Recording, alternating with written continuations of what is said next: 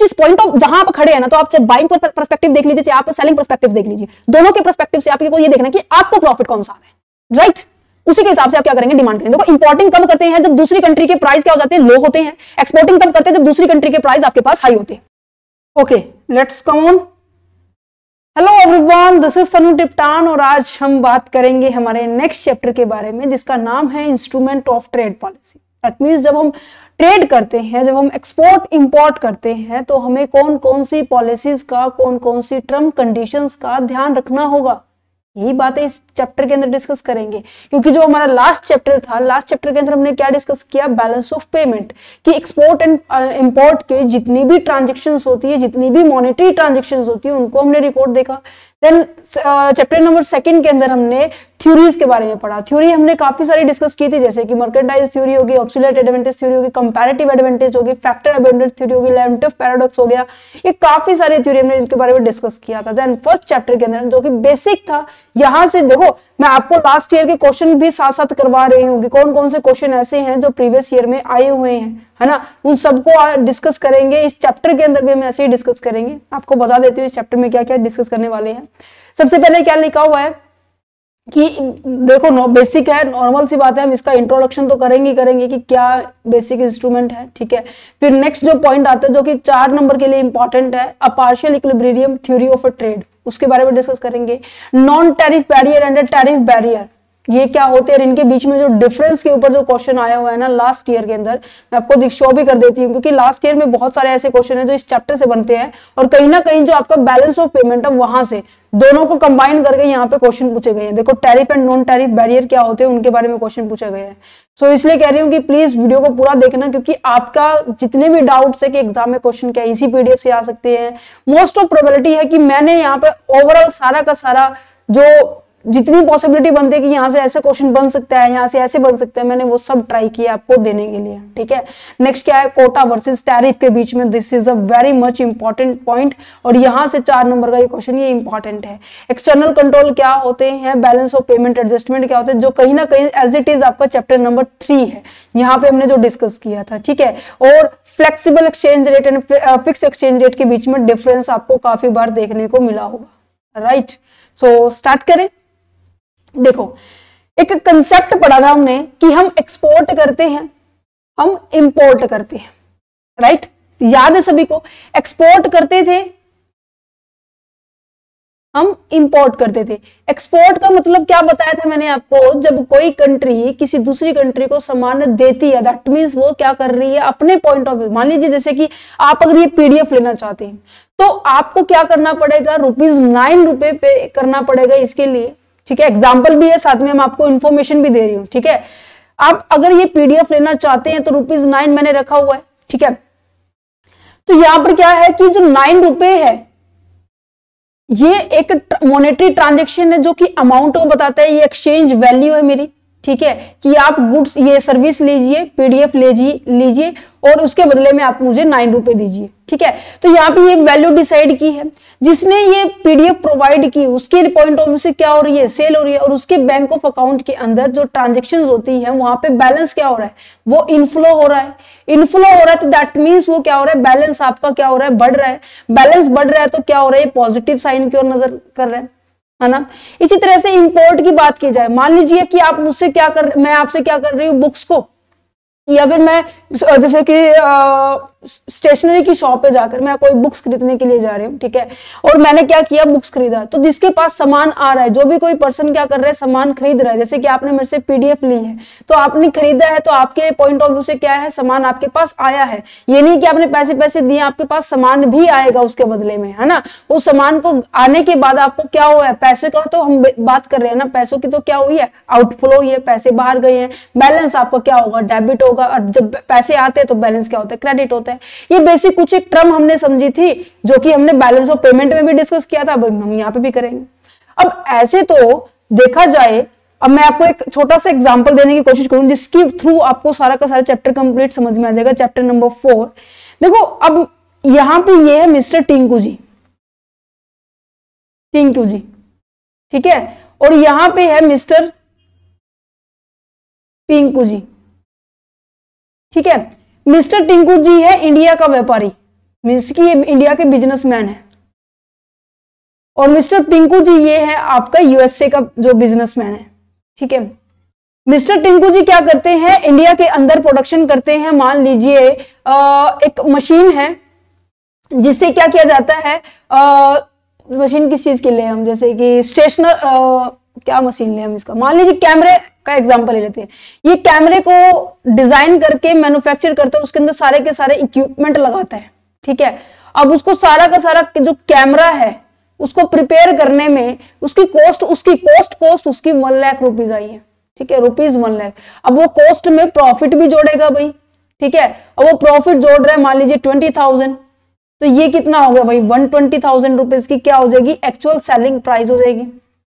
अब उसने देखा कि मुझे बनाने में भाई 1 लाख रुपए लग रहे हैं, ठीक है, तो अगर मैं इसको दूसरी कंट्री से, मिस्टर पिंकू से मैं इसको परचेज कर लूं, ठीक है, तो ये मेरे को टोटल ही 88,000 रुपए का लग रहा है। तो भाई फायदा किस में है, मुझे मंगवाने में है। तो मिस्टर टिंकू जी क्या करेंगे, मिस्टर टिंकू जी ये करेंगे जी, वो इस कंट्री से क्या करेंगे, इंपोर्ट करेंगे, यहां से इसे कहेंगे इंपोर्ट। इंपोर्ट किसके पॉइंट ऑफ व्यू से बोल रही हूं मैं, इंडिया के पॉइंट ऑफ व्यू से बोल रही हूं। इंडिया क्या करेगा, इंपोर्ट करेगा, ठीक है, किससे करेगा, यूएसए से करेगा। बट यूएसए के पॉइंट ऑफ व्यू से अगर इसने सामान मंगाया इंडिया ने, तो ये क्या है, यूएसए के पॉइंट ऑफ व्यू से एक्सपोर्ट है, क्योंकि यूएसए क्या कर रहा है, सेल कर रहा है, इंडिया क्या कर रहा है, परचेज कर रहा है, बाय कर रहा है, ठीक है।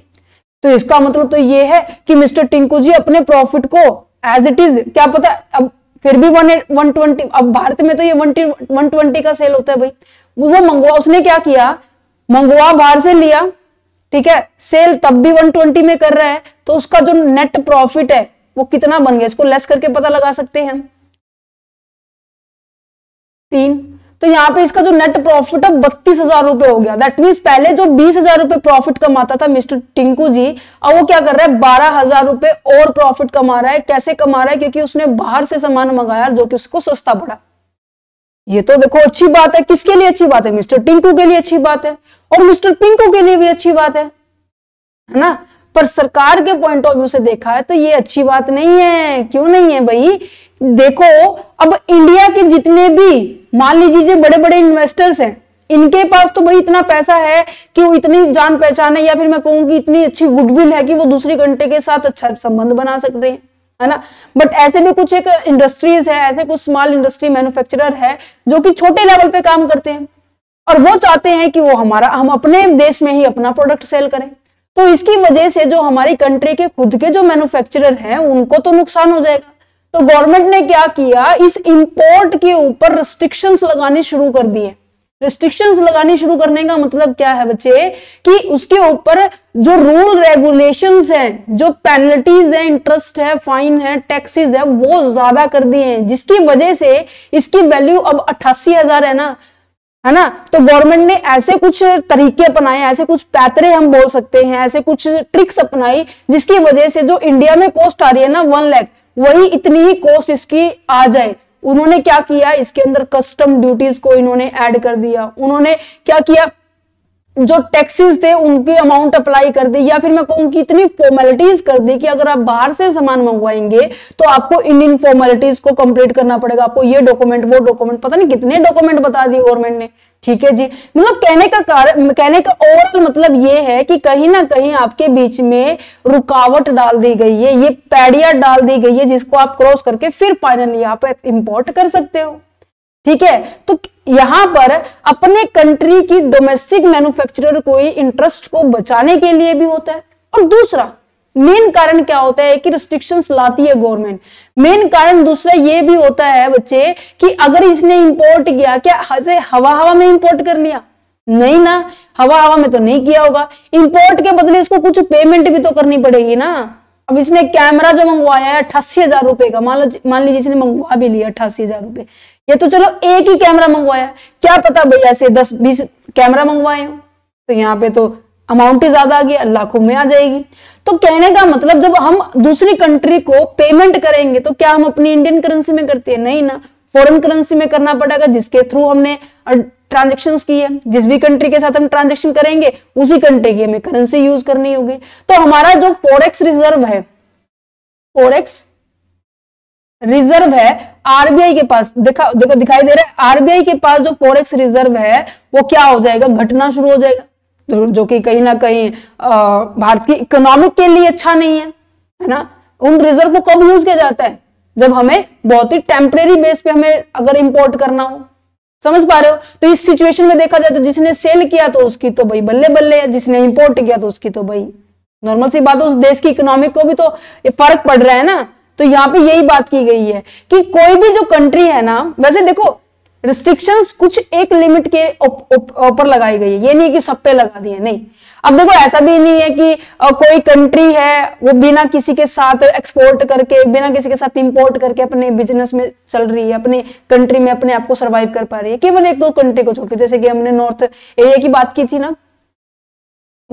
ना, जिसके अंदर हमने कंसेप्ट पढ़ा था टर्की इक्विलिब्रियम का पॉइंट है, टर्की यहां पे पढ़ा था हमने, थर्ड पॉइंट के अंदर ही पढ़ा था हमने, थर्ड चैप्टर के अंदर। याद है सबको या सब भूल गए हैं? थर्ड था या सेकंड था, एक सेकंड, जिसके अंदर हमने कंसेप्ट पढ़ा था कि जो भी कंट्री, हाँ सेकंड में पढ़ा था, राइट, मुझे भी याद आ गया। टर्की इक्विलिब्रियम का कंसेप्ट पढ़ा था, जिसके अंदर क्या कहा गया था कि इसे क्लोज्ड इकोनॉमी कहते हैं। क्यों कहते हैं? क्योंकि यहां पर जो इकोनॉमिक सिस्टम है वो कहते हैं कि वो इंटरनेशनल लेवल पे अपने आप को इन्वॉल्व नहीं करती, मींस कि सारा का सारा, चाहे वो कोई भी सामान की जरूरत पड़ रही है ना, तो वो सारा का सारा जो सामान है, या फिर मैं कहूँ कि जो भी सर्विसेज है, वो अपने देश से ही अपने आप की जो रिक्वायरमेंट है वो कंप्लीट कर रही है। That means solely on its own resources and the productions capabilities, उसके पास इतनी खुद की कैपेबिलिटी है कि वो सारा का सारा सामान खुद प्रोड्यूस कर सकता है, without trading with other country, किसी दूसरी कंट्री के साथ ट्रेड नहीं करता, ना ही किसी से मंगवाता है, ना किसी को भेजता है, ऐसी कंट्री का। ऐसे एग्जांपल कौन था? नॉर्थ कोरिया था हमारा, है ना। तो ऐसे तो बस बहुत कम चांसेस है कि कोई कंट्री किसी दूसरी कंट्री के ऊपर ऐसे विदाउट निर्भर रह सकते हैं, इसके डिपेंडेंट के बिना रह सकती है। हर एक कंट्री को कोई ना कोई ट्रांजैक्शंस करनी पड़ती है दूसरी कंट्री के साथ, क्योंकि हर कंट्री के ऊपर कोई ना कोई एक अबंडेंट रिसोर्सेज होता है, कोई ना कोई एक पॉजिटिव पॉइंट होता है, जिसकी वजह से वो क्या करती है, उसी का ज्यादा से ज्यादा प्रोडक्शन करती है ना। फिर वो क्या करती है, जितना भी एक्सेस में है वो क्या करेगी, फिर वो एक्सपोर्ट करना उससे साथ शुरू कर देगी, है ना। बट ये एक लेवल तक होना चाहिए, ये नहीं कि ऐसे धड़ल्ले से आप करते जा रहे हो, नहीं, ऐसा नहीं होना चाहिए। उसके ऊपर रोक लगाने के लिए गवर्नमेंट क्या करती है, रूल रेगुलेशन का इंपोज करती है, चाहे वो लाइसेंस मैंडेटरी कर दे किसी चीज के लिए, या डॉक्यूमेंट्री फॉर्मेलिटीज इशू कर दे, या फिर मैं कहूँ रूल रेगुलेशंस इशू कर दे।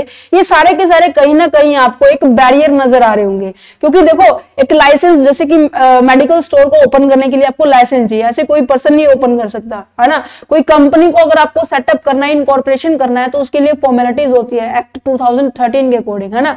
और रूल की बात की जाए तो जैसे कि आपने देखा होगा कि चाइल्ड लेबर की आपने सुना है, उसका जो कंसेप्ट है अभी तक लागू है। क्या कहता है कि जो भी बच्चा 18 साल से कम उम्र का है, या फिर ऐसा बच्चा जो 14 साल से कम उम्र का, इनकी कैटेगरी डिवाइड है, मैं आपको ओवरऑल बता रही हूं, तो वो ऐसे उनसे मजदूरी नहीं करवा सकते। तो ये अगर कोई इंडस्ट्री उनसे मजदूरी करवाते हैं और उसी से किसी और देश में एक्सपोर्ट इंपोर्ट होता है, तो क्या होगा, उस जो इंडस्ट्री को रोक लगा दिया जाएगा। ऐसा केस आया था भारत के अंदर, उसका एग्जाम्पल मैंने लिखा हुआ है। तो कहीं ना कहीं जब हम इंटरनेशनल ट्रेड करते हैं तो ये सारे के सारे बैरियर्स आती है, तो डिफरेंट तौर पे लिखा हुआ है। देखो क्या कहता है कि through the free trade is a better, free trade better है, किस से बेटर है, जैसे कि complete absence of the trade, अगर आप कंप्लीट ही मतलब ट्रेड करना छोड़ दो तो उसे हम क्या कहेंगे, टर्की कहेंगे। अगर फ्री ट्रेड बेटर किसके पॉइंट ऑफ व्यू से, पहला पॉइंट आप यहां समझ चुके हैं। और यहाँ पे रेस्ट्रिक्टेड ट्रेड मींस कि आपके ऊपर रोक टोक लगाई गई है ना। The country that tend to be the restrict trade by the changing on the import tariff. Restrictions कैसे लगा सकते हैं, या तो आपकी इंपोर्ट टैरिफ लगा सकते हैं, मींस कि जब आप सामान मंगवा रहे हो तो आपके ऊपर टैरिफ लगा सकते हैं। इंपोर्ट टैरिफ आपकी दो तरीके से हो सकती है, जैसे कि टैरिफ एक तो सिंपल टैरिफ होती है, एक नॉन टैरिफ होती है। ध्यान से समझना इस बात को, एक टैरिफ होती है, एक नॉन टैरिफ। टैरिफ डायरेक्टली बात करता है प्राइस से रिलेटेड, नॉन टैरिफ डायरेक्टली बात करता है क्वांटिटी से रिलेटेड। देखो मैं आपको यहां पे बात बताती हूं, आप इसकी क्या है, एक तो टैरिफ है, एक है non tariff. Tariff directly relate करता है बच्चे प्राइस के साथ, दैट मीन्स कहीं ना कहीं ये क्या है, एक तरह का टैक्स है, टैरिफ। ये एक तरह का टैक्स है जो कि आपके प्राइस में इंक्लूड होता है, ठीक है। मान लीजिए जैसे कि अब यहाँ पे 80,000 रुपए का सामान बढ़ा, तो गवर्नमेंट क्या करेगी, कस्टम ड्यूटी समझते जो हमने पढ़ा था जीएसटी के चैप्टर के अंदर भी, और टैक्सेस लगाना शुरू कर देगी। वो कहते हैं कि आपको इसके ऊपर 12,000 रुपए क्या करना पड़ेगा, टैक्स देना पड़ेगा। तो नॉर्मल सी बात है, टोटल 1 लाख रुपए का पड़ गया, है ना। अब 1 लाख के ऊपर ये 20,000 अपना प्रॉफिट भी जोड़ेगा, तभी तो 1,20,000 का सेल करेगा। तो कहीं ना कहीं जो आपका जो सिंपल टैरिफ होता है, जो जिसको हम टैक्स को कहते हैं, वो क्या होगा, आपके प्राइस को बढ़ाने की बात करेगा, जिसके कारण जो अगर वो कहेगा कि अगर मेरे को 12,000 रुपए यहाँ देने पड़ रहे हैं, तो इससे अच्छा मैं यही हूं कि मैं खुद प्रोड्यूस कर लूं, कम से कम मेरी नॉलेज तो एनहांस होगी ना, मैं मेरी मार्केट में अपनी वैल्यू तो जनरेट कर सकता हूं ना, है ना, ऐसे समझेगा ना। तो इसी वजह से उनसे उसके ऊपर क्या लगा दिया जाएगा, टैरिफ लगा दिया जाएगा। इन केस मैं नॉन टैरिफ की बात करूं, तो नॉन टैरिफ में सारी की सारी नॉन प्राइस ट्रांजेक्शंस इसके अंदर इंक्लूड की जाएगी। दैट मींस फॉर्मेलिटीज, ठीक है। फॉर्मेलिटीज समझते हो ना, कि डॉक्यूमेंट की फॉर्मेलिटीज आपको कह रहे हैं, या फिर कोई आपको प्रॉपर ये कह रहे हैं कि लाइसेंस बने, मींस की other restrictions other than there is a money की टर्म के अलावा की बात की जा रही है, ठीक है। A tax on imported goods are to set the flow protectionist trade policies. A tariff is the price based policy. देखो यहां से पे क्या लिखा है, टैरिफ क्या है, प्राइस बेस्ड पॉलिसी है to restrict the trade because it change the price of the import paid by the importer. क्योंकि जो सामान मंगाएगा उसी को तो पे करना पड़ेगा ना, तो वो कहीं ना कहीं वो सोचेगा कि नहीं नहीं, इससे तो अच्छा तो मैं अपने यही बना लूं। अगर नॉन टैरिफ की बात की जाए तो वो क्या होती है, नॉन प्राइस बेस्ड पॉलिसी होती है। इंपोर्ट जैसे कोटा लगा दिया, क्वांटिटी सेट कर दी कि आप बाहर से इतने ही क्वांटिटी तक सामान लेके जा सकते हो, मंगवा सकते हो। जैसे कि एग्जांपल के तौर पे लिया, जैसे कि एरोप्लेन के अंदर आप अगर ट्रैवल करते हो तो 25 से 30 किलो, मेरे को जितना पता है, वैसे आप देख चेकआउट कर सकते हो नेट से, 25 से 30 किलो तक वजन जो है आपके साथ सामान लेके जा सकते हो। उसके अलावा अगर आपने लेके जाना शुरू किया तो आपके ऊपर अलग से चार्ज लेना शुरू कर देंगे। जैसे कि पोस्ट ऑफिस के एग्जांपल ले लेते हैं। पोस्ट ऑफिस में क्या होता है कि लिमिटेड वेट तक तो क्या होता है, आपसे कोई चार्ज नहीं करते, आप पोस्ट कर सकते हो किसी भी एरिया पर। तो जैसे ही ये वेट बढ़ जाता है तो आपके ऊपर 40, 50, 60, 70, 80 वेट के अकॉर्डिंग फिर वो क्या करना शुरू कर देते हैं, चार्ज लेना शुरू कर देते हैं। तो यही तो क्या है, तो मोस्ट ऑफ क्या सोचेंगे, तो इससे अच्छा है कि इस लिमिट के अंदर अंदर ही सामान ले जाए ना, जरूरी है इनसे पैसे देने। दिमाग में आता है, हर बार आता है, सबके आते हैं, है ना। तो यहाँ पे यही बात की गई है। अब बात कर ले हैं partial equilibrium theory of trade. ये क्या कहता है, इसने कुछ एक पॉइंट डिस्कस किए हैं। देखो ये पॉइंट्स ध्यान से सुनना। ये कहता है the partial equilibrium theory of the trade analysis the impact of the international trade on a single market. ये कह रहे हैं कि जो इंटरनेशनल जो ट्रेड का जो प्रभाव है ना, हम अपनी मार्केट में देखने की बात कर रहे हैं। Only the focus on the specific goods and services while holding the all the other market constant. ये कह रहे हैं कि कुछ एक स्पेसिफिक गुड्स की बात कर रहा है, ये नहीं है कि पूरी मार्केट की बात कर रहा है। दैट मींस होमोजीनियस नेचर की बात कर रहा है, जो आपका जो प्रोडक्ट है वो होमोजीनियस की बात कर रहा है, ठीक है। This simplified the framework provide a basic understanding of a trade affect on the price, quantity and wealth. ये कह रहे हैं कि ये एक प्रोडक्ट का प्राइस लेके चल रहा है, एक प्रोडक्ट की क्वांटिटी लेके चल रहा है। क्वांटिटी समझते हो, समझते हो। जैसे कि मैं आपको एग्जांपल के तौर पर ये कहूं कि एक तो जो सेब है, एप्पल, एप्पल जो है आपके दिखाई दे रहा है, ओके जी। देखो एक तो है आपके एप्पल जो है 100 रुपए किलो है, 100 रुपीज पर केजी है। एक आपके पास ऑरेंज है, वो है भाई 50 रुपए किलो। तो आपके पास है केवल 100 रुपए, समझ गए। आपके पास कितने हैं, टोटल 100 रुपए हैं। तो एप्पल कितने केजी आएंगे और ऑरेंज कितने केजी आएंगे, तो नॉर्मल सी बात है, एप्पल तो 1 केजी ही आएंगे, है ना, और ऑरेंज कितने केजी आएंगे, 2 केजी आएंगे, समझ गए। तो आपको यहाँ पे प्राइस आपने देखा, प्राइस के बेस पर आपकी जो क्वांटिटी है, क्वांटिटी दैट मींस कि जो डिमांड आपने की, प्राइस एंड डिमांड का कंसेप्ट है ना, इनके बीच में हमेशा नेगेटिव रिलेशन होता है। प्राइस और डिमांड के बीच में हमेशा नेगेटिव रिलेशन होता है कि अगर प्राइस बढ़ रहा है, देखो प्राइस 100 है तो क्वांटिटी कितनी है, कम है। प्राइस अगर कम है, 50 रुपए है, तो क्वांटिटी कितनी है, ज्यादा है। तो यहां पे हम यही बात कर रहे हैं। क्या आपकी कुछ की एलिमेंट्स है, देखो सप्लाई एंड डिमांड की बात कर रहे हैं। ये कह रहे हैं कि this theory relieve the fundamental principle of the supply and demand, supply and demand के बेस पर है, with in a specific market की बात कर रहा है, कंपिटिटिव मार्केट की बात कर रहा है। कंपिटिटिव मार्केट समझते हो, जहां पे परफेक्ट कंपटीशन होता है, मींस की जो प्राइस है वो डिपेंड करता है आपकी डिमांड के ऊपर, प्राइस डिपेंड करता है आपकी सप्लाई के ऊपर। ये नहीं है कि गवर्नमेंट डिपेंड करिए कि हाँ गवर्नमेंट सेट करे वहां, या क्या मैं कहूंगी उनकी वहां की म्युनिसिपल कमेटी सेट करे, नहीं, ये कंपिटिटिव मार्केट है जहां पे परफेक्ट कंपटीशन होता है। और मैं अगर इसको और इन डेप्थ में अगर आपको समझाने की बात करूं तो यहाँ पे काफी सारे तो बायर होते हैं, सेलर भी उतने ही होते हैं, ठीक है। No single entity has a significant control over the price, कोई एक सिंगल एंटिटी की कोई ये नहीं होता कि हाँ वही प्राइस सेट करेगा, नहीं, होमोजीनियस प्रोडक्ट होता है, एक जैसा प्रोडक्ट होता है, परफेक्ट इंफॉर्मेशन होता है। जो बायर है ना उसको अपने क्या सामान खरीदना है, सेलर को भी पता होता है क्या सामान बेचना है, बायर को भी पता होता है क्या सामान बेचना होता है। दैट मींस दोनों पार्टी को उसके प्रोडक्ट के बारे में परफेक्ट नॉलेज होती है। अगर मैं बात करूं introduction of the international trade के अंदर इसकी बात की जाए, the theory then introduce the concept of the international trade, this can be importing करते हैं, एक्सपोर्ट करते हैं, दो ही चीजें होती है। जब इंटरनेशनल आ जाए ना, एक्सपोर्ट इंपोर्ट के बारे में बात करेंगे। इंपोर्ट का मतलब क्या हो गया कि हम क्या कर रहे हैं, सामान को खरीद रहे हैं। एक्सपोर्ट का मतलब क्या हो गया कि हम सामान को बेच रहे हैं। अब यहां पर मैं आपने इतनी देर से मैं ये समझाए जा रही हूं कि आपको सप्लाई डिमांड और इंटरनेशनल ट्रेड पे अब डायरेक्टली बात है, इसका प्राइस और क्वांटिटी के ऊपर इंपैक्ट डलता है, चाहे वो हमारा लोकली है या फिर मैं कहूं इंटरनेशनल लेवल पे। अगर आपके प्राइस ज्यादा है तो नॉर्मल सी बात है आप डिमांड कम करेंगे। जैसे मैंने एप्पल ऑरेंज का एग्जांपल लिया, अगर प्राइस कम है तो आप ऑरेंज की डिमांड आपने ज्यादा की है ना, आपके पास ज्यादा खरीद पाए हो। अब यहां पर हम इंपैक्ट देखते हैं कि प्राइस का और क्वांटिटी के ऊपर इंपैक्ट क्या होता है, क्योंकि जो यहां पर जो प्राइस जो सेट किया जाता है ना, ये बोला गया है यहाँ पे परफेक्ट कंपटीशन है, तो नॉर्मल सी बात है प्राइस क्या होंगे, मार्केट के बेसिस पे होंगे, है ना। अब यहाँ पे क्या किया जा रहा है, परचेज किया जा रहा है, सेल किया जा रहा है, एक्सपोर्ट किया जा रहा है, इंपोर्ट किया जा रहा है। देखो यहां पर आपको यहां पे सीधा पहुंचते हैं हम इस वाले पॉइंट पर, इंपोर्टिंग एंड एक्सपोर्टिंग के ऊपर क्या कह रहा है कि the price of the world is lower. ध्यान से सुनना, इस बात को मैं एग्जांपल के साथ समझाने की पूरी कोशिश करूंगी। मान लीजिए rest of world, that means India को छोड़ के बाकी जितने भी कंट्रीज उनके बारे में बात की जा रही है, यहां पे है इंडिया में, ठीक है। हम वैसे नॉर्मली क्या करते हैं, आप यहाँ पे सब्जी मंडी के अंदर जाते हैं, ठीक है, सब्जियां खरीदने के लिए, आपको यहाँ पे रेडियां नजर आती है, ठीक है। मैं एग्जांपल इस तरीके से लेने की कोशिश करूंगी जिससे कि आपको और अच्छे से समझ में आ जाए, ठीक है।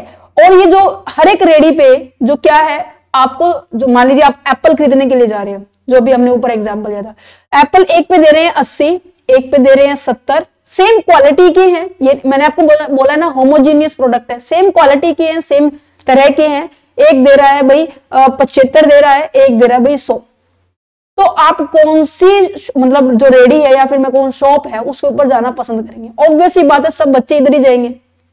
जो जब भी कोई आप बात करते हैं ना खरीदने की, अपने पॉइंट ऑफ व्यू से जब आप बात करते हैं ना खरीदने की, तो हमेशा आप सस्ता खरीदना पसंद करते हैं। तो हम इंपोर्ट का मतलब क्या होता है, इंपोर्ट का मतलब मैंने आपको क्या बताया, आप क्या कर रहे हो, सामान बाय कर रहे हैं, तो सामान बाय कब करना पसंद करेंगे, जब आपको सस्ता मिलेगा। दैट मींस कि फॉरेन कंट्री के अंदर वो सामान आपको सस्ता मिल रहा है, जब हम अपनी कंट्री के प्राइस से कंपैरिजन करते हैं, तो इस केस में हम क्या करेंगे, इंपोर्ट करेंगे, है ना, यही करेंगे। चलिए जी, ये आ गया बात समझ में। चलो एक और एग्जांपल लेते हैं जिससे आपको और कंसेप्ट क्लियर होगा। क्या, एक तरफ है ये रेस्ट ऑफ वर्ल्ड है, ठीक है, मींस कि इंडिया को छोड़कर बाकी सारी कंट्रीज है, एक तरफ है भाई ये इंडिया, ठीक है।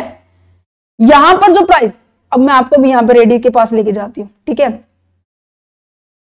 चलो आपके पास जैसे कि आपके पास काफी सारे स्क्रैप है ना, जैसे बुक्स, जैसे कि हम रफ कॉपी बनाते हैं ना, वो आपके पास काफी सारी इकट्ठी होगी। मान लीजिए 2-3 ऐसे अलमीरा फिल होगी आपकी, आप उनको सेल करना चाहते हो, ठीक है। आपकी गली के अंदर जो कबाड़ी वाले अंकल आते हैं ना, हमारे यहाँ तो भाई कबाड़ी वाले अंकल बोलते हैं जिनको हम ये जैसे बुक्स ये जो रफ कॉपियां सेल करते हैं ना, उनकी बात करें, तो आपके पास ये 3 पर्सन आए, इन्होंने क्या रेट दिया, एक ने दिया 14 रुपए, एक ने दिया 17 रुपए, एक ने दिया भाई 11 रुपए।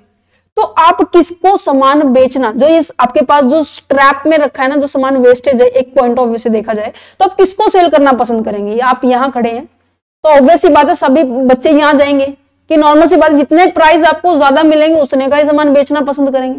तो यहां पे यही बात कीजिए, कंट्री, अगर कंट्री की जिस भी कंट्री के प्राइस हाई होंगे, इंडिया क्या करेगी, उसके एक्सपोर्ट करेगी। एक्सपोर्ट का मतलब क्या है, वो क्या करेगी, सेल करेगी। समझ पा रहे हो? इसकी जिस पॉइंट ऑफ जहां आप खड़े हैं ना, तो आप चाहे बाइंग पर्सपेक्टिव देख लीजिए, चाहे आप सेलिंग पर्सपेक्टिव देख लीजिए, दोनों के पर्सपेक्टिव से आपको ये देखना है कि आपको प्रॉफिट कौन सा आ रहा है, राइट? उसी के हिसाब से आप क्या करेंगे, डिमांड करेंगे। देखो, इंपोर्टिंग कब करते हैं, जब दूसरी कंट्री के प्राइस क्या हो जाते हैं, लो होते हैं। एक्सपोर्टिंग तब करते हैं जब दूसरी कंट्री के प्राइस आपके पास हाई होते हैं। बट कहीं ना कहीं आपकी खुद की इकोनॉमी को ये फर्क पड़ता है, जब आप किसी दूसरी कंट्री के पास, सस्ते के पास जाते हो ना, तो आप अपनी ही मार्केट के लोगों की ना वैल्यू को डिक्रीज कर रहे हो। ऑब्वियस सी बात है, सामान बाहर से ज्यादा सस्ता मंगाओगे तो जो यही इंडिया में जो प्रोड्यूस कर रहे हैं लोग, उनकी कोई वैल्यू नहीं रहती है ना। तो इसीलिए गवर्नमेंट क्या करती है, रिस्ट्रिक्शन अप्लाई करती है। क्लियर कंसेप्ट समझ में आया? चलिए जी, welfare effect on the consumer and the producer. Producer and consumer का तो मैं देखो आपको बता ही दिया। कंज्यूमर क्या करना चाहते हैं, ज्यादा से ज्यादा बेनिफिट लेना चाहता है जब उसके पास उसको लोअर प्राइस में सामान मिल जाए। प्रोड्यूसर क्या चाहता है कि उसको ज्यादा से ज्यादा हायर प्राइस में सामान बिके उसका। दैट्स इट, समझ में आ गया? ये आपकी थ्योरी थी complete, a partial equilibrium theory of the trade. Next point आप बात करते हैं अब non tariff and tariff barrier of the trade. Tariff का मतलब मैंने आपको बता दिया, कहीं ना कहीं एक लगाना, टैक्स को लगाना, ठीक है। ये मॉनेटरी टर्म में होता है जो कि सीधा डायरेक्टली इंपैक्ट डालते हैं आपके प्राइस के ऊपर, और ये इंपैक्ट प्राइस के ऊपर नहीं डालते, ये अदर फॉर्मेलिटीज आपको दे देते हैं कि आपको ये करना है, आपको लाइसेंस चाहिए, आपको इतने डॉक्यूमेंट चाहिए, आपको इतने दिन के अंदर सबकी एग्रीमेंट चाहिए। तो कहीं ना कहीं आपको ये ज्यादा कॉम्प्लेक्स है, नॉन टैरिफ ज्यादा कॉम्प्लेक्स है as compare to the tariff, क्योंकि इसमें तो आपको रेट पता होती है कि इतने % आपके ऊपर रेट लगेगा और आप मंगवा लो भाई सामान, कोई दिक्कत नहीं है। बट यहाँ पे तो पूरे रूल रेगुलेशन को फॉलो करना पड़ता है। इवन जैसे कि चाइल्ड लेबर का मैंने आपको एग्जांपल दिया, same as it is, sorry. तो यहाँ पे सबसे पहले हम बात करते हैं टैरिफ बैरियर की। टैरिफ बैरियर क्या होता है? टैरिफ बैरियर, टर्म जो टैरिफ है ना, वो टैक्स की है, वो ड्यूटी की है। Tariff barrier are the tax barrier on the monetary barrier, जिसे हम क्या कहेंगे, मॉनेटरी बैरियर भी कहते हैं। Impose and the international trade goods, जब हम क्या करते हैं, इंटरनेशनल लेवल पे हम क्या करते हैं, व्यापार करते हैं, तब हमारे ऊपर ये लगाया जाता है। When they cross the national border, जब हम नेशनल बॉर्डर को क्या क्रॉस करते हैं ना, तब हमारे ऊपर ये लगना शुरू हो जाता है। तो कहीं ना कहीं ये कहेंगे कि जो टैरिफ होता है, टैक्स होता है, इंपोज किया जाता है इंपोर्टेड गुड्स के ऊपर, जो भी सामान हम बाहर से मंगवाते हैं, जिसके कारण जो हमारे प्राइस होते हैं ना, कस्टमर जिसको हम पे करना पड़ता है, उसके जो प्राइस है वो इंक्रीज होना शुरू हो जाते हैं। ठीक है, इंपोर्टेड कंट्री में, इंपोर्टेड आदमी जिसने सामान मंगवाया ना, उस कंट्री में वो सामान का प्राइस बढ़ना शुरू हो जाएगा। ठीक है, ये क्यों किया जाता है, रीजन क्या है, पर्पस क्या है? देखो, protecting the domestic industry, domestic industry को प्रोटेक्ट किया जाता है, क्योंकि अगर आप यही हो गया कि सामान बाहर से मंगवाते जा रहे हो, तो यहाँ के जो इंडिया के खुद के जो प्रोड्यूसर है, इंडिया के मैन्युफैक्चरर है, वो तो सामान बनाना बंद ही कर देंगे, है ना। तो उनके इंटरेस्ट को प्रोटेक्ट करने के लिए गवर्नमेंट ने क्या कर दिया, इंपोजिशन लगाना स्टार्ट कर दिया। अब वही बात है भाई, जहां से जो चीज सस्ती मिल रही है, आप वही उसको अवेल करना पसंद करेंगे ना, है ना। तो दैट्स इट। नेक्स्ट पॉइंट आ जाता है raising the revenue. Raising revenue क्यों है? अब देखो, मान लीजिए कुछ एक ऐसे इंडस्ट्रियल पर्सन है, वो मान ही नहीं दे, वो फिर भी इंपोर्ट करने के लिए आतुर है, जिसकी पूरा एक्साइटेड है, चाहे आप कितना ही टैक्स लगाओ, वो कह रहे कि लगा लो जितना लगाना है टैक्स आप। चलो जी ठीक है। तो कहीं ना कहीं मान लीजिए अगर उन्होंने 1 करोड़ रुपए का सामान अगर मंगवाया है और उसके ऊपर जो टैक्स है गवर्नमेंट को 20 लाख रुपए जा रहा है, ठीक है, तो गवर्नमेंट को तो भाई फायदा है, कहता है कोई बात नहीं मंगवाओ, तो इतना लाख रुपए तो कोई देगा ही नहीं। तो कहीं ना कहीं जो गवर्नमेंट का जो रिवेन्यू है वो क्या हो रहा है, बढ़ रहा है।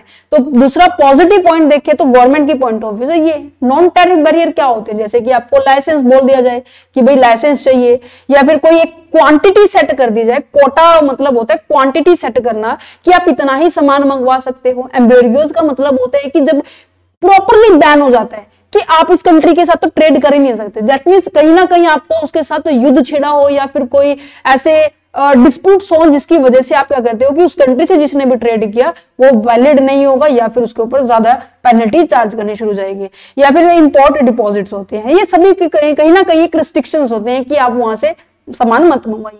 तो डेफिनेशन अगर बात की जाए तो क्या कहा गया है, create an obstacle to the international trade. International trade level पर क्या की गई है, एक विपदा खड़ी कर दी है, हर्डल्स क्रिएट कर दिए हैं, कहीं ना कहीं कठिनाई क्रिएट कर दी गई है। तो इसलिए यहाँ पे कहते हैं, इसलिए यहाँ पे क्या कहते हैं कि ओपनली द मोर कॉम्प्लेक्स है जिससे टैरिफ के कंपैरिजन में।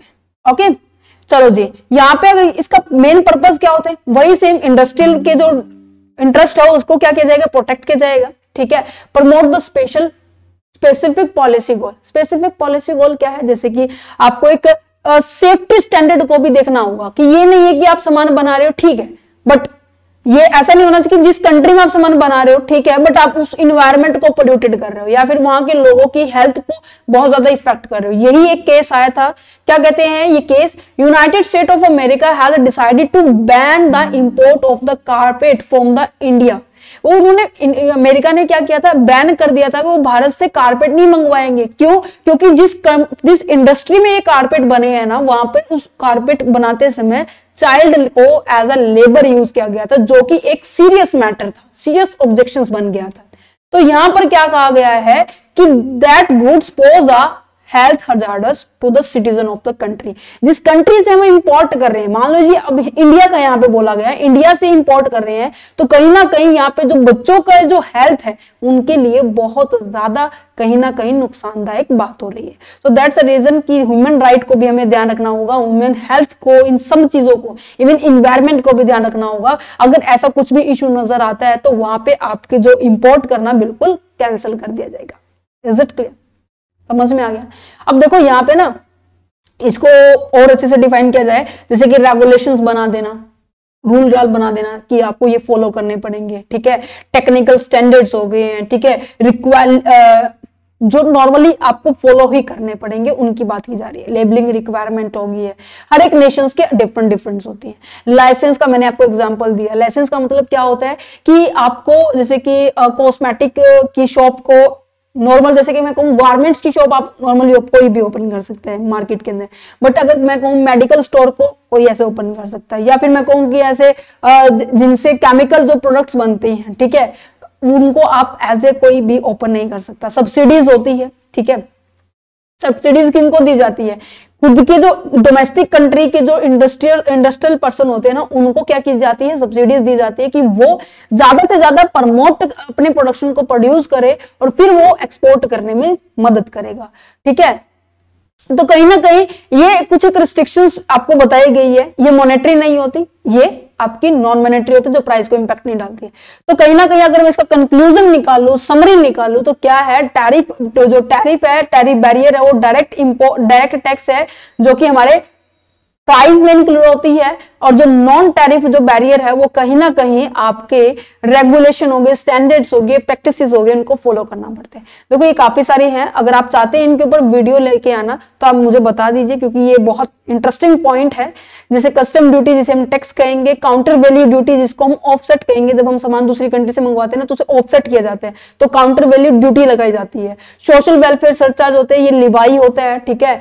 एंटी डंपिंग ड्यूटी होती है, ये पेनल्टी होती है कि जब दूसरी कंट्री, अपने कंट्री में तो सामान सस्ता बेच रही है, दूसरी में महंगा बेच रही है, सॉरी अपनी कंट्री में तो महंगा बेच रही है, दूसरी कंट्री में वो सस्ता बेच रही है, जिसके कारण दूसरी कंट्री उसी कंट्री से क्या करेंगे, इंपोर्ट करेंगे, है ना। और कोटा होता है, एक लिमिट और द क्वांटिटी, ये तो हम आगे पढ़ने वाले। लाइसेंस हो गया, एम्बार्गो हो गया, टेक्निकल रेगुलेशंस हो गए, ये सारे पॉइंट्स यहाँ पे, ठीक है। अब बात आती है कोटा एंड वर्सेस टैरिफ के बारे में। कोटा और टैरिफ क्या होते हैं, ये देखो समझ गए हो। कोटा किसका पार्ट है, नॉन टैरिफ बैरियर का पार्ट है। टैरिफ खुद एक बैरियर है, ये एक प्राइस के अंदर इंक्लूड होता है। कोटा प्राइस के अंदर इंक्लूड नहीं होता, क्योंकि ये it is a part of the non tariff barrier.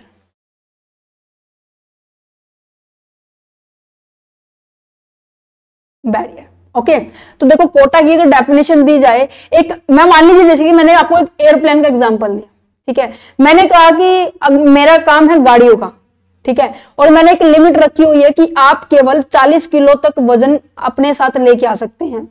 उससे आपने 1 किलो भी ज्यादा, इवन आपने 100 ग्राम भी अगर आपने ज्यादा कर दिया, उसकी भी मैं अलग से चार्ज करूंगी।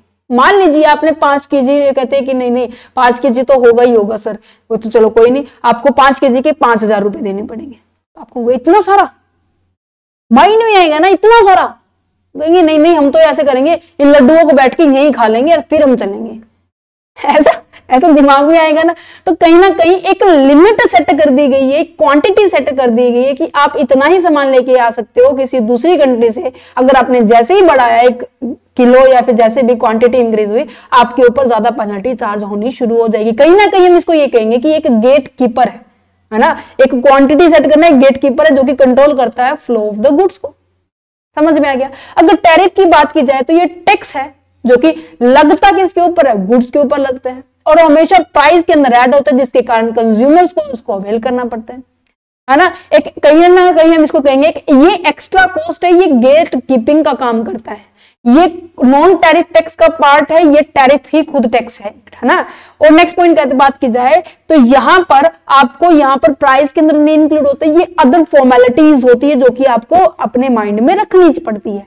ठीक है, अगर बात की जाए टैरिफ की तो यहां पर आता है एक एक्स्ट्रा अमाउंट, दैट्स इट। ये आपको डिफरेंस दिया हुआ है, आप इनको रीड आउट कर लेना। ठीक है, नेक्स्ट पॉइंट आ जाता है external control in international business, sorry exchange control in the international management. मेरा माइंड पता है कहां चला गया था कि मैं ये समझाऊं या ना समझाऊं, बट आप इतने इंटेलिजेंट है कि आप कर सकते हो अगर आपको इतना समझ में आ गया तो मैं वहां सोच रही थी। चलिए जी, एक्सचेंज कंट्रोल की बात करते हैं। एक्सचेंज का मतलब क्या होता है अभी बताते हैं जी बच्चे आपको, आप समझने के लिए तो आए मेरे पास। चलो जी, अब मैं कह रही हूं, अब आपको मोस्ट ऑफ जो स्टूडेंट्स हैं वो ये सोचते हैं कि मोस्ट ऑफ ऐसे मेंटालिटी बनी हुई है आज के टाइम में कि अब्रॉड जाना है, मुझे कनाडा जाना है, मुझे यूके जाना है, मुझे फ्रांस जाना है, मुझे जर्मनी जाना है, मुझे जाके बाहर जाके पढ़ना है।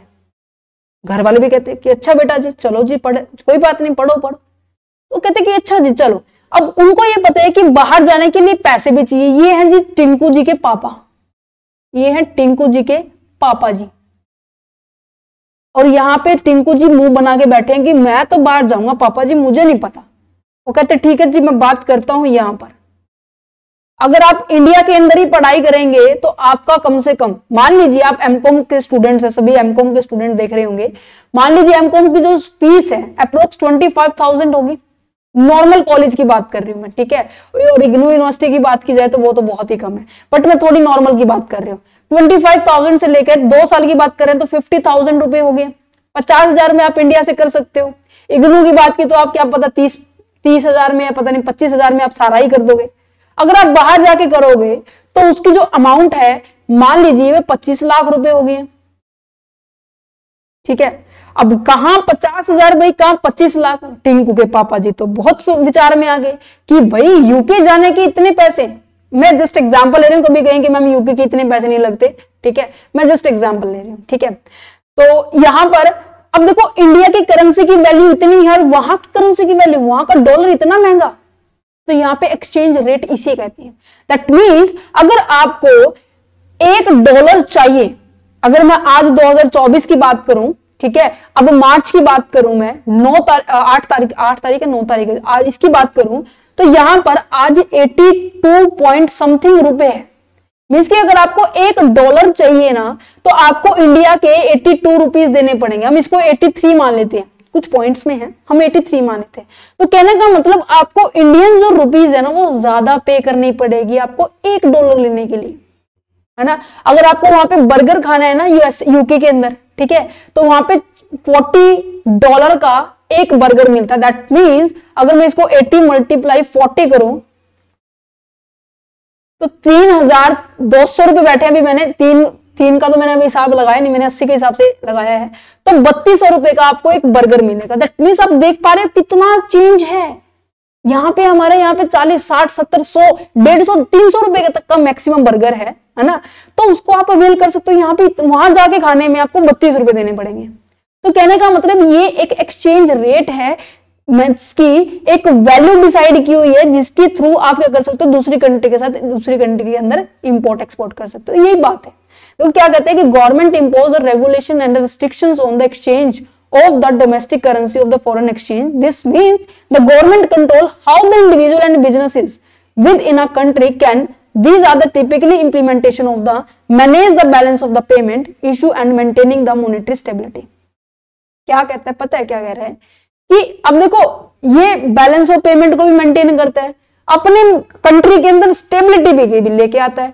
क्यों? क्योंकि अगर एक्सचेंज रेट आपका बढ़ता जा रहा है, दूसरी कंट्री का बढ़ता जा रहा है, तो नॉर्मल सी बात है जब आप इंपोर्ट करेंगे तो हमें क्या करनी पड़ेगी, पेमेंट करनी पड़ेगी।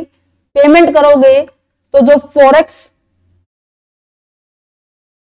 रिजर्व है वो क्या होता चला जाएगा, गिरता चला जाएगा। तो कहीं ना कहीं हमें इसके ऊपर कंट्रोल करना पड़ेगा, है ना। इनके मेथड्स को भी देख लेते हैं, इनका मेन ऑब्जेक्टिव क्या होता है, क्योंकि अगर आपने एक्सचेंज रेट के ऊपर कंट्रोल किया तो कहीं ना कहीं स्टेबिलिटी आएगी, मार्केट में स्टेबल हो सकता है सब चीजें, एंड डोमेस्टिक इंडस्ट्री को आप प्रमोट कर सकते हो कि आप बाहर से सामान ना मंगवा के आप अपनी कंट्री के अंदर प्रोड्यूस करो।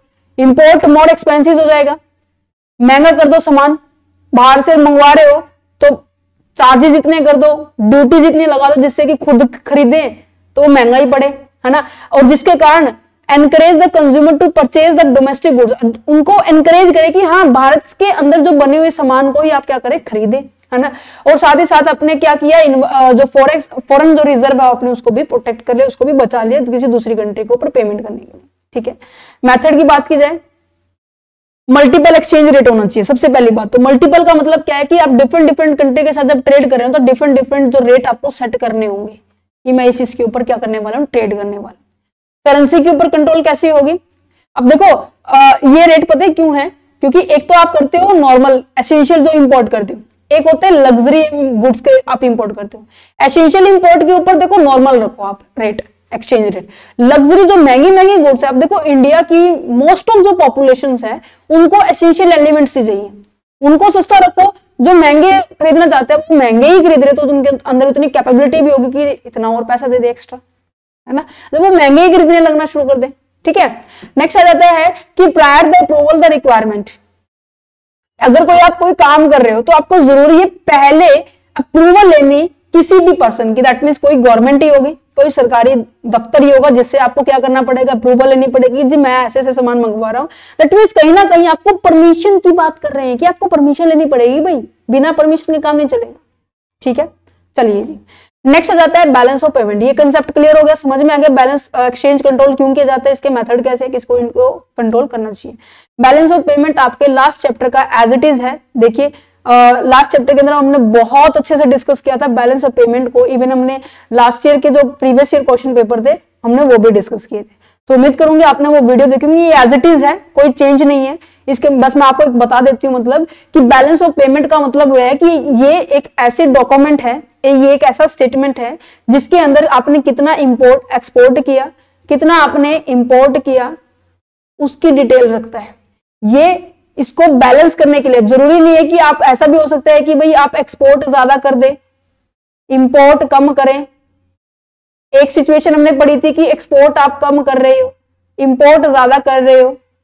एक सिचुएशन हमने पढ़ी थी कि एक्सपोर्ट और इंपोर्ट आपके दोनों एक दूसरे के इक्वल है ना, ये दोनों के एक दूसरे के इक्वल है। तो ये तो सिचुएशन अच्छी है, ये भी सिचुएशन अच्छी है क्योंकि पैसा आपके पास आ ही रहा है, बट ये सिचुएशन अच्छी नहीं है ना। तो इसकी जो कमी है, जो डेफिशिएट है, आप कहां से कवर करोगे, आप अपने ऑफिशियल रिजर्व से कवर करोगे। ऑफिशियल रिजर्व का मतलब क्या है कि आप अपने जो आरबीआई के पास जो है ना, सेंट्रल बैंक कहूं या फिर मैं आरबीआई के पास कहूं, जो पैसा फॉरेन का जो रखा होता है, ऐसे शेल बने होते हैं। आपको मैंने एग्जांपल दिया था ऐसे, ठीक है। जैसे कि मेरी आदत है पुराने करेंसी को कलेक्ट करने की, ठीक है, जैसे कि डॉलर पाउंड अभी तक मेरे पास रखे हैं, और इवन जैसे कि इंडिया की जो बहुत पुरानी करेंसी है, जो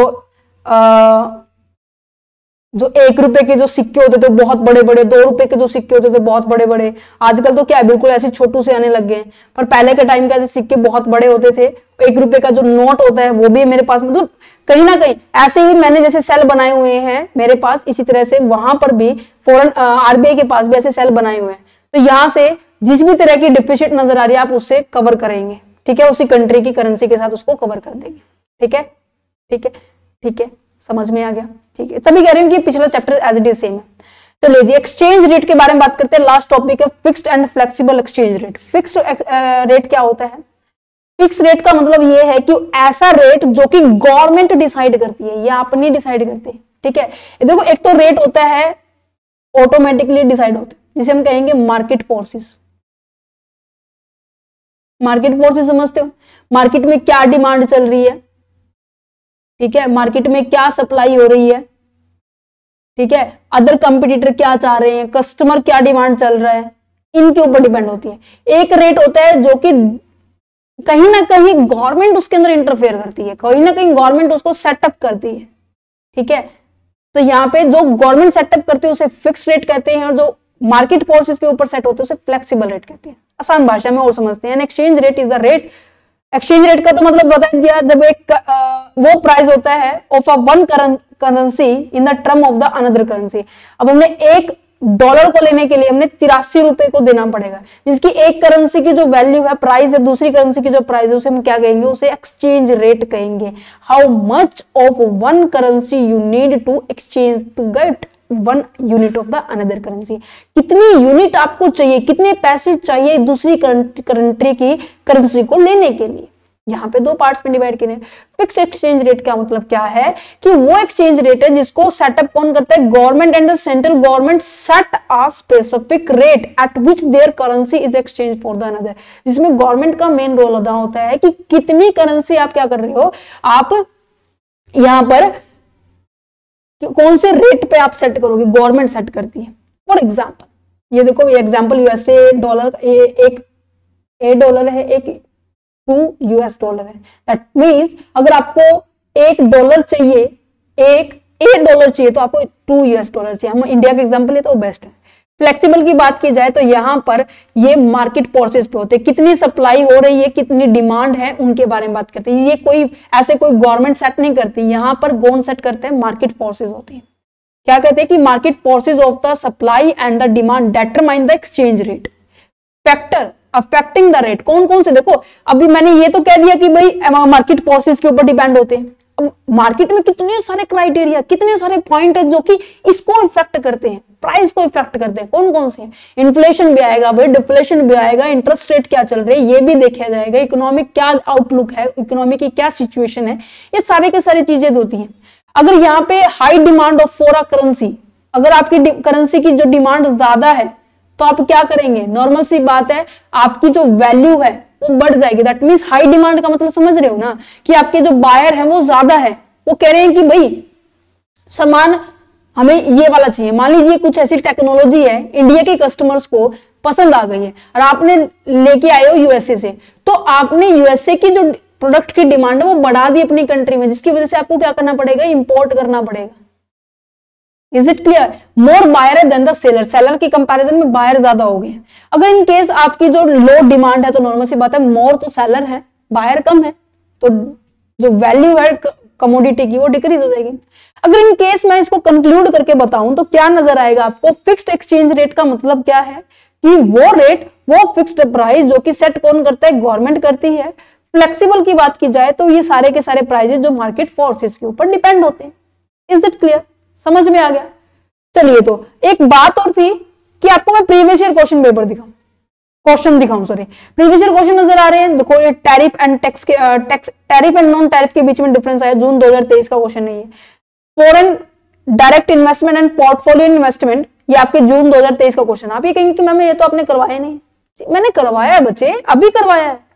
आप क्यों ऐसा क्यों बोल रहे हो? क्योंकि ये जो पॉइंट है direct investment and portfolio investment आपके बैलेंस ऑफ पेमेंट का चैप्टर का क्वेश्चन है। तो आप इसीलिए कह रही हूं कि आप प्लीज पूरी वीडियो देखिया करो, क्योंकि कहीं ना कहीं आपकी इंपॉर्टेंट क्वेश्चन की जो सीरीज है ये छूटती जा रही है अगर आप पूरी वीडियो नहीं देखेंगे। नेक्स्ट कौन सा है, बैलेंस ऑफ पेमेंट से बहुत सारे, क्योंकि ये जो चैप्टर है जो भी मैंने करवाया है instrument of the trade policy, और देखो इसका तो भी आंसर मैंने दिया हुआ है, टैरिफ एंड नॉन टैरिफ का ये डिफरेंस इसी का है। ठीक है, यहां पर एक सेकंड, ये सारे आपके इंपॉर्टेंट क्वेश्चन है, प्रीवियस ईयर में आए हुए हैं, दिसंबर 2022 में, जून 2022 में, 23 में। देखो एक दो चैप्टर है, थर्ड और फोर्थ, यहां से आपको देखो कितने क्वेश्चन देखने को मिल गए, 1 2 3 4 5, टोटल 5 क्वेश्चन है दो चैप्टर से। और इसी तरह से हमने लास्ट चैप्टर के अंदर डिस्कस किया था, याद है सभी को, ये सारे के सारे इंपॉर्टेंट क्वेश्चन हमने डिस्कस किए थे। तो तभी कह रही हूं ना, पूरा चैप्टर देखिए, तो सारे के सारे को पीडीएफ आपको मिल जाएगी। ₹9 आपको पे करने होंगे। देखो वैसे मैं आपको एडवर्टाइजमेंट ऑलरेडी कर चुकी हूँ कि जो चार्जेस है पीडीएफ के ₹9। अगर इंटरेस्टिंग स्टूडेंट है, आप लेना चाहते हैं तो of course you can do it. Description में इंफॉर्मेशन दी हुई है, व्हाट्सएप नंबर, मेल आईडी दी हुई है, आप वहां पे कॉन्टेक्ट कर सकते हैं और आपको फर्दर इंफॉर्मेशन गेट हो जाएगी जो भी आप लेना चाहते हैं पीडीएफ के रिगार्डिंग, लेने के रिगार्डिंग। ठीक है, कोई जनरल डाउट है तो आप उसको कमेंट बॉक्स में कर देना। ठीक है, उसको मैं आपको इजिली रिस्पॉन्स कर दूंगी। ठीक है, उम्मीद करूंगी जो ये चैप्टर है instruments of the trade policy के बारे में आपको कंप्लीट समझ में आ गया होगा। नेक्स्ट चैप्टर हम ग्लोबलाइजेशन के पढ़ेंगे, देन नेक्स्ट उसके बाद हम इन्वेस्टमेंट पॉलिसीज के बारे में पढ़ेंगे। जैसे जैसे हम आगे बढ़ते जा रहे हैं हम अपना ज्ञान बढ़ाते चले जाएंगे। ठीक है, चलिए जी, मिलते हैं नेक्स्ट वीडियो के अंदर चैप्टर यूनिट नंबर 5 IBO 1 की इंटरनेशनल बिजनेस एनवायरनमेंट। एंड तब तक के लिए बाय बाय।